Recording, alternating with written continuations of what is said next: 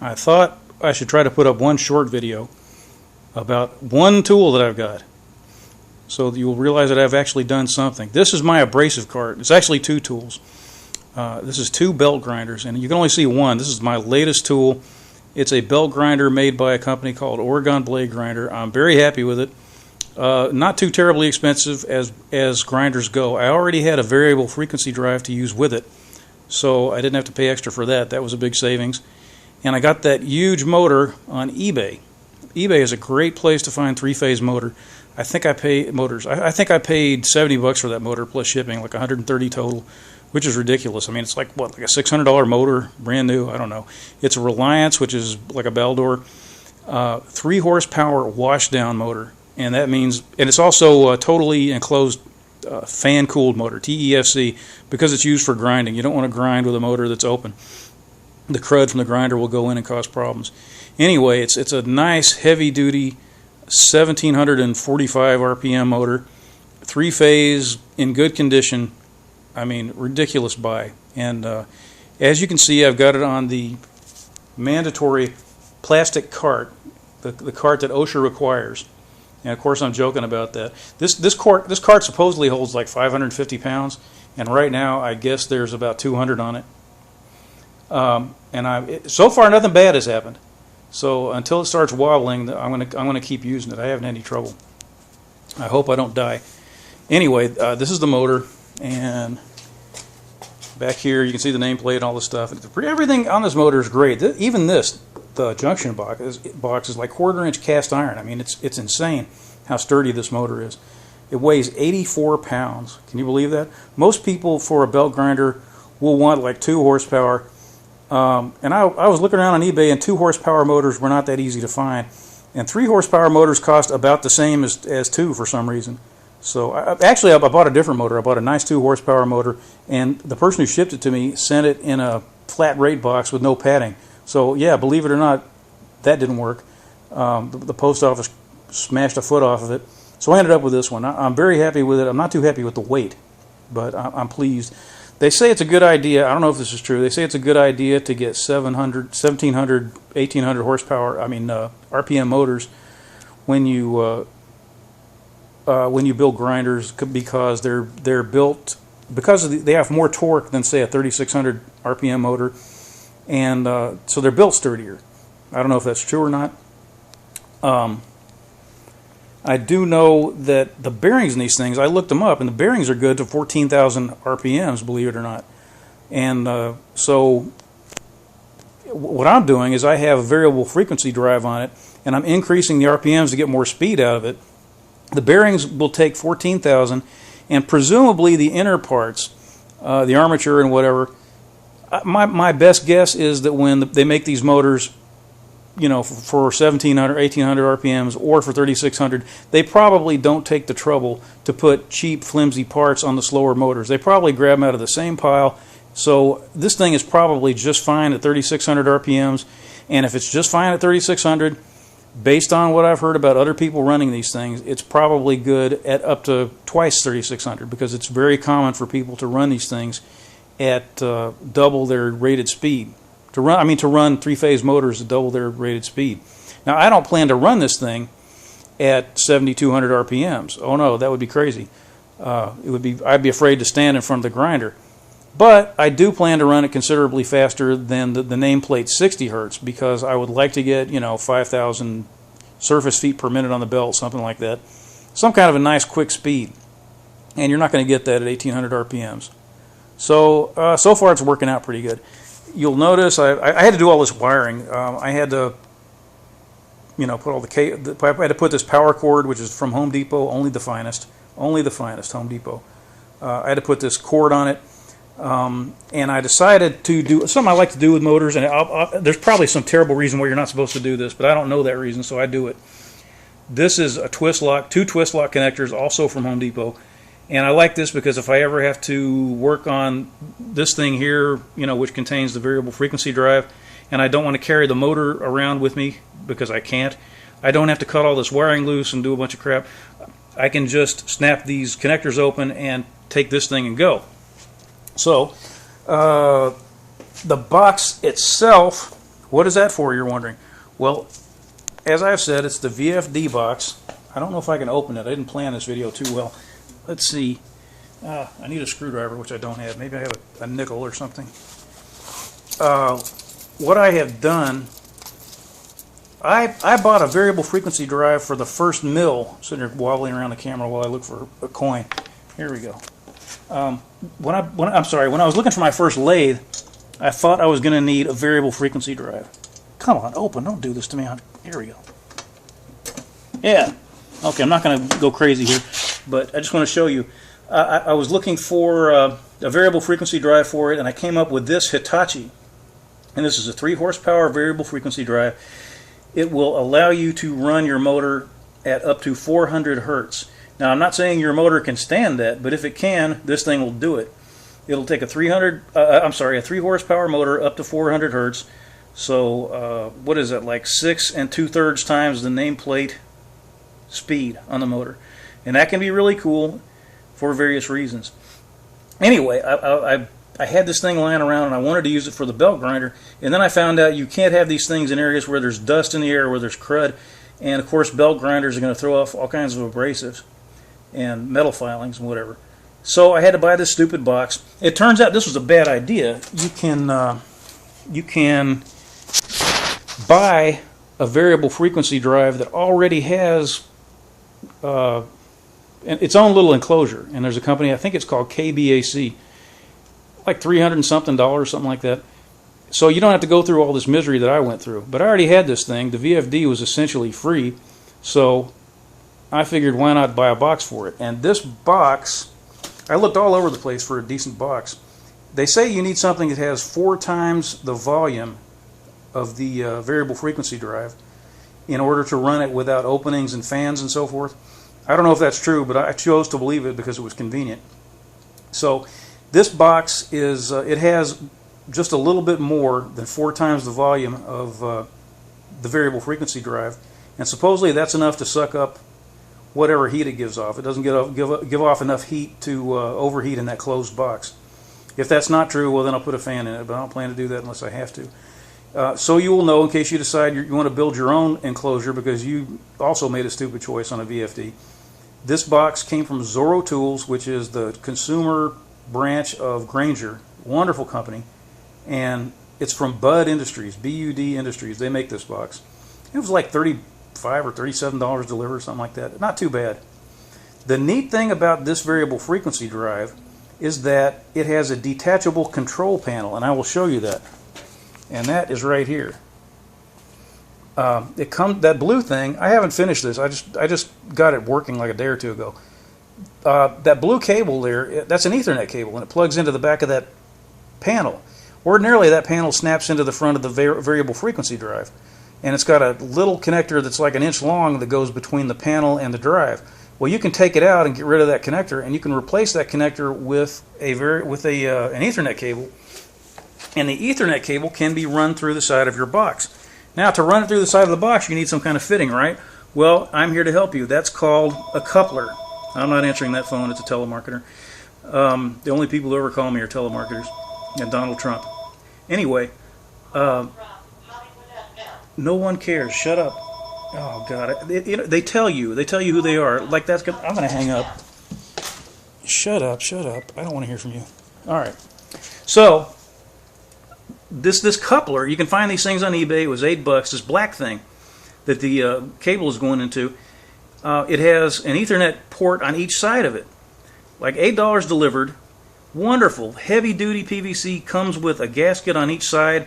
You screw it in with your fingers. It's tight, seals everything up, and you don't have to run the cable through the side of the box. You just attach one cable outside and one cable inside. Wonderful, great thing that I've done here. So proud of myself that I found this. Not easy to find unless you know what you're looking for. So if you look on eBay for something like this, search under coupler.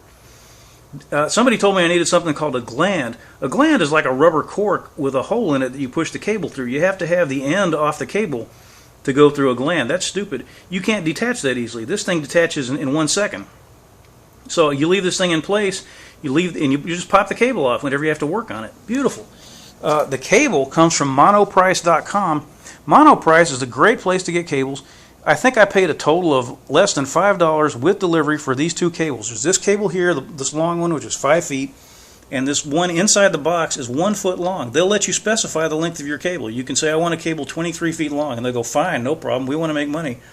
So they sent it to you, and what I did was, obviously, I ran the short cable from the variable frequency drive to the inside of the coupler, and I ran the long cable to the panel, and I made, you probably can't see it too well, but there's a little, I found a piece of aluminum lying around, and actually using the belt grinder, there's nothing as useful as abrasives. They're so underrated. You can shape metal with them all day. You can cut metal into any shape you want, make things look smooth, make things look pretty, just wonderful. Anyway, I used a vise and a hacksaw and a couple of clamps to hold this thing down. I cut this little panel mount, the aluminum thing, out of 4-inch aluminum channel. I don't know exactly what it's called, but it's the stuff it's like 1/8 of an inch thick, and it's just like square tubing. That's the best way to put it. Came out just great, and I did a lot of the work on that with my other grinder, which I will now show you. This one I had first because I was too cheap to get a real one. Now, I'm making fun of it, but it's a great machine. This is a Rockwell or Delta 1x42 belt grinder. The big one is 2 inches by 72. 72 is the length of the belt. This one, some guy, there's some little guy in North Miami that somehow finds obscure tools for great prices, and he found this thing still on its absolutely magnificent Rockwell stand with its neat old Rockwell motor on it, and he took them apart, unfortunately, and he sold me this, I think, for 35 bucks. He couldn't get it working. And it turned out there was just crud wrapped around various bits of it, and things that had to be pulled out and straightened out. And it was in fine condition. You can see it has the marks of shame on it because some monkey ran it and wasn't conscientious about adjusting the belt tracking. But phenomenal piece of machinery, so useful you can't imagine. I love this thing, and to make it work, I decided to put a variable frequency motor on it. Variable speed motor, and this thing is a treadmill motor, and sometimes you can get good deals on these things. This is like a 1 horsepower motor. They say that the ratings on these things are optimistic. Maybe it's not really 1 horsepower, but this is a tiny grinder. That's plenty. People throw out their treadmills because they're lazy, and other people take the parts out of them and sell them. And you can get these motors, and you can get, I wish I could remember the name of it for you. There's some number. You can get the control board for these things on eBay. And you might end up spending 120 bucks for this, but it's pretty good. It's pretty good for what you get. The control board is in this thing, which is some kind of a box that I found again at Home Depot, purveyors of only the finest tools and equipment. I just can't say enough about Home Depot. What a fabulous place that is. So inside there somewhere there is the control board, and here is this thing. And I took the bracket and I used that same aluminum 4-inch channel stuff, that tubing stuff, that I used for the variable frequency drive control panel. I used that to make these things that the motor brackets screw onto, that bolt onto the plywood, which I haven't painted yet. I haven't painted the plywood. So, and I used the belt grinder to shape these things. I don't remember how I did that since I didn't have this thing finished, but I did do that somehow or another. Anyway, that's really cool. So well, you can't do it now, I guess. Maybe, yeah, no, you can't. It's tight. But you loosen this little guy here, and you put your belt on, and gravity puts it in place, and you tighten it up, and you're ready to go. I don't think I should have used this particular kind of belt on this. Somebody told me that a linked belt would run smoother than a typical like fan belt, V belt, and that appears to be untrue in situations like this. I should find myself a fan belt for it. But this does work. And this wheel, this is the pulley that I made for it. I took a piece of, this was really a pain. I took 4-inch square aluminum, or maybe it was 3.5-inch square. I've got some stock in both sizes. It's really funny. I bought the stuff online because it was cheap. Somebody was trying to get rid of it, and you can cut aluminum, solid 4-inch thick aluminum, on a table saw if you're brave and crazy and you don't mind getting your hair full of aluminum and WD-40. So I cut out a piece of this stuff, and I turned it on a lathe so it was round. And I put it on the rotary table on the mill, and I cut these fins on it so it would be a fan. Now the only problem with this is I am not really sure. Is this thing sucking wind this way, and blowing grit and filings out of the motor, or is it blowing them this way and sucking grit and filings into the motor, which will extinguish it not too long from now? I don't know the answer to that, so I don't know. I may have to come up with another answer, but it works great. I'll show you how it works. It's got. I thought about it. I thought, why not have this thing bidirectional? Can't hurt. Some people say grinding belts are directional and you can't run them both ways. Most of the time, apparently, I did some research. Most of the time, that's not true. Most grinding belts can run both ways, but you should try to find out before you kill yourself. Anyway, this one runs both ways. So this is the direction control. Isn't that? Or maybe that's not the direction control. See, I've forgotten how to use it. I'm going to kill myself. This is the speed. I make guitar amplifiers, and this is a chicken head knob that I had lying around. And because I make amplifiers, it goes to 11. That's my beautiful calligraphy there for 11. Actually, it goes past 11. It goes to like 19, I would say. Well, it would help if I had a turn. Well, hang on a second. I'm going to plug this in. Well, maybe I'm not. Maybe it's too far away. I'll tell you what I'll do. I'll pause it. All right, I'm back. So let's see if it works this time. Somewhere. Oh, that's the power. Okay. And all you do is this.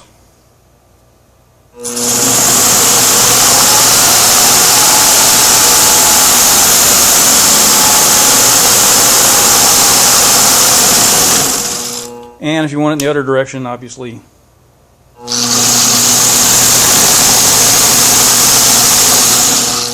And that's off. Believe it or not, there are some times when you want to run it the opposite direction. You can put a little table like down here under this wheel, and you can feed parts that way under it, and you can thickness them. You can grind little tiny bits off the top of them, and you can put like a screw on this end that lifts the table very gradually in small increments, and you can lift the table up and get very accurate thicknessing on very small parts. So it is worth it to run it backwards. People say you can't run it backwards. Well, those people are uptight. They can stay out of my shop.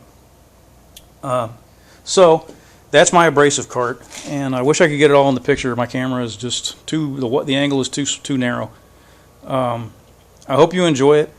This thing is incredibly useful. If you're not into abrasives, if you think you have to cut everything, let the scales fall from your eyes. Abrasives are wonderful. This thing, you can use these things for roughing drill bits. You can use them on lathe tools if you don't want to suffer with the bench grinder. I mean, the bench grinder is the standard tool, but there's no reason you can't use a belt grinder to do roughing.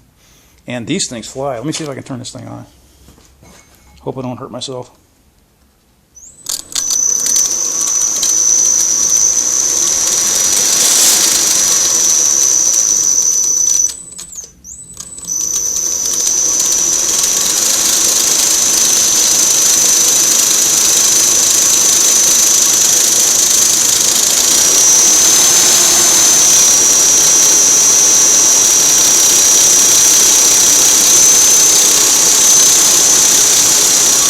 I don't know. It's pretty cool. It's hard to operate right now because I have to get the the platen adjusted so that the belt does not touch it when it flaps, and it does flap a little bit.